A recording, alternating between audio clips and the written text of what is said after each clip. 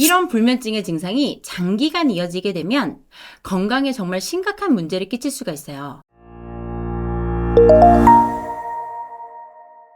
안녕하세요. 내과전문의 닥터케이 김지은입니다. 현대인들의 고질병으로 알려진 불면증, 밤잠 이루는 것이 힘들어 고통받고 계신 분들 생각보다 많으시죠? 실제로 대한민국의 불면증 환자는 50만 명에 이를 정도로 심각하고 불면증 환자의 수도 점점 더 늘어나는 추세라고 하는데요. 그리고 계속 불면증을 방치하다 보면 심근경색, 비만, 치매 같은 여러 질병들의 유발 위험이 올라가게 됩니다.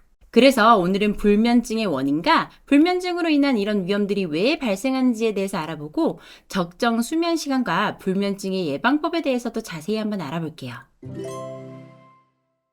불면증은 의학적으로 비기질성 수면장애를 겪는 사람들을 가리키는데 심리적, 정신적 원인으로 인해서 제대로 잠을 잘 수 없는 상태를 말해요. 국내에서는 현재 전 세대에 걸쳐서 불면증 환자의 수가 점차 크게 늘어나고 있어요.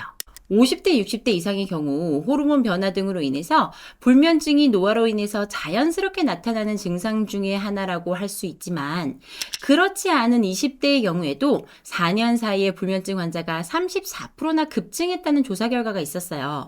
국민건강보험공단의 자료에 따르면 비기질성 수면장애로 건강보험 혜택을 받은 환자는 2017년에는 32만 명 정도였지만 2022년에는 50만 명 안팎에 이를 정도로 심각한 수준이라고 합니다. 이렇게 불면증이 늘어난 주된 원인으로는 사회적 변화를 꼽을 수가 있는데요.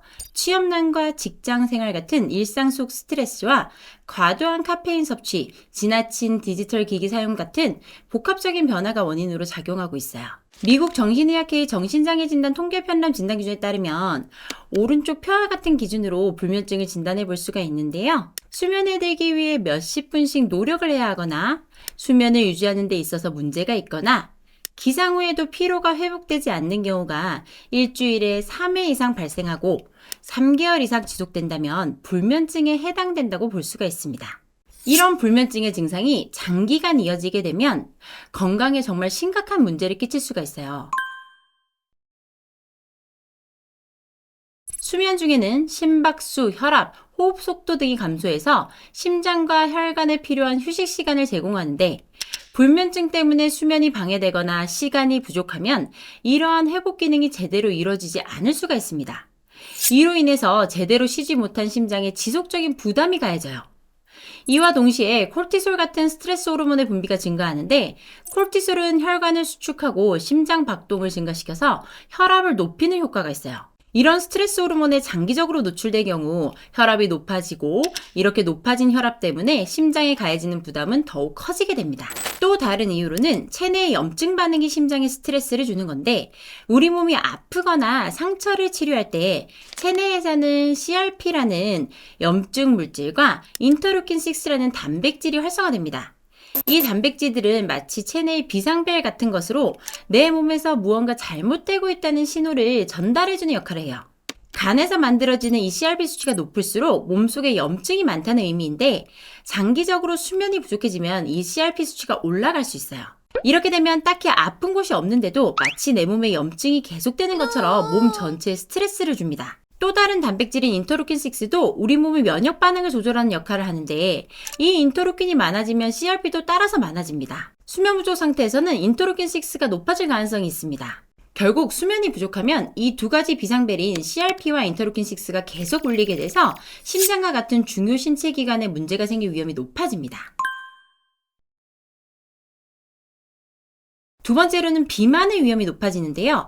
잠이 부족해져서 식욕 조절 호르몬들의 균형이 깨지면서 시작됩니다. 수면이 부족하면 식욕을 조절하는 호르몬인 렙틴과 그렐린의 균형이 깨지는데요. 렙틴은 지방에서 생성되는 호르몬으로 이제 충분히 배가 찼다는 신호를 주고 그렐린은 위에서 생성되는 호르몬으로 아직 더 먹을 수 있다는 신호를 줍니다. 그런데 수면이 부족하면 포만감을 주는 렙틴은 줄어들고 식욕을 촉진하는 그렐린이 더 많이 생성되는 기현상이 일어나요.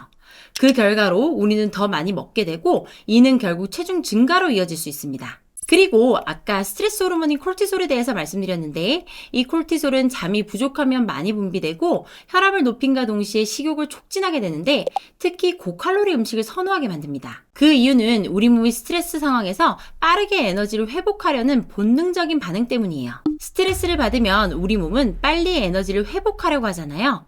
그래서 이때 우리 몸이 더 많은 에너지를 얻을 수 있는 고칼로리 음식을 찾게 되는 거예요. 음식을 얻기 어려운 과거에는 이런 식으로 몸이 반응하도록 진화했지만 지금은 우리 주변에 음식을 너무나도 쉽게 구할 수 있으니까요. 우리 몸은 고칼로리 음식에 더 쉽게 노출됩니다. 이렇게 다양한 호르몬들의 영향으로 우리는 필요한 양보다 더 많이 먹게 되는 거죠. 그래서 잠이 부족한 상태에서는 우리는 더 쉽게 비만이 될 수 있답니다. 세 번째로는 치매 위험성이 높아집니다.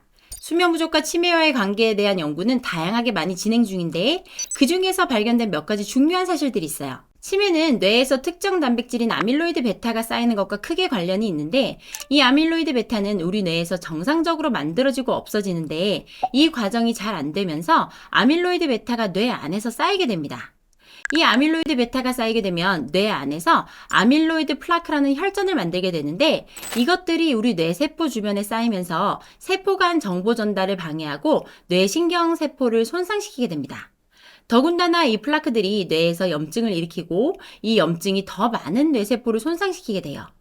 그러다 보면 뇌세포들이 점점 죽어가고 뇌의 일부분이 줄어들게 됩니다. 이런 과정들이 계속 진행되면서 치매의 주요 증상인 기억력 감퇴나 인지능력 저하가 나타나게 되는 거예요. 그래서 이 아밀로이드 베타 단백질을 잘 없애는 게 중요하다는 거예요. 우리가 잠을 잘 때 이 아밀로이드 베타 단백질이 뇌에서 더 잘 제거된다고 알려져 있습니다. 그래서 충분한 수면이 치매 예방에 도움이 될 수 있다는 거예요.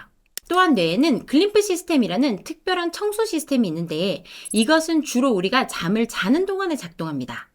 이 청소 시스템은 뇌에서 필요 없는 물질을 제거해주는 역할을 하는데 수면 부족은 이 시스템의 기능을 방해할 수가 있어요. 그 결과 불필요한 물질이 뇌에 쌓이게 되면서 문제를 일으킬 수 있습니다. 따라서 수면은 뇌의 건강과 기능을 유지하는 데 정말 중요하고 장기적인 수면 부족은 치매와 같은 신경질환의 위험을 증가시킬 수 있습니다. 이렇게 건강에 심각한 영향을 주는 불면증을 예방하기 위해서는 건강한 수면 습관을 유지하는 것이 정말 중요한데요. 매일 7, 8시간씩 일정한 시간에 수면을 취하고 기상할 수 있도록 낮잠은 최대한 피하고 잠자는 시간 외에 침대에 머무르지 않는 습관을 유지하시는 것이 좋습니다. 또 수면 장애에 영향을 주는 식습관이나 약물, 카페인, 알코올 같은 것들의 섭취에 주의하고 취침 전에 과도한 운동도 피하시고 스마트 기기를 자꾸 사용하는 습관은 피하시는 것이 좋아요. 더 자세한 내용은 제가 예전에 다루었던 숙면하는 방법에 대한 영상을 참고해 주시면 좋을 것 같아요. 자, 오늘은 불면증으로 인해 발생하는 여러 질병들에 대해서 자세히 한번 다뤄봤어요. 근 몇 년간 여러 가지 사회적인 문제들로 인해서 지속적인 어려움을 겪는 시기인 만큼 불안과 우울, 스트레스로 인한 불면증에 시달리는 분들이 많으시죠. 만병의 원인은 스트레스에서 시작된다고 알고들 계시죠? 이럴 때일수록 불면증을 유발하는 악순환의 고리를 끊어버리고 나의 정신적, 신체적 건강을 위한 실천을 하면서 삶의 활력을 되찾으시길 바랄게요. 마지막으로 수면은 우리 몸을 재충전하고 복구하는 중요한 시간임을 잊지 마시고요. 낮에는 열심히 건강하게 활동하시고 규칙적으로 충분한 수면을 통해서 여러 건강 문제 위험을 줄이셨으면 좋겠어요. 오늘 들으신 내용이 마음에 드시면 구독과 좋아요, 알림 설정 부탁드릴게요. 감사합니다. 내과 전문의 닥터케이 김진이었습니다.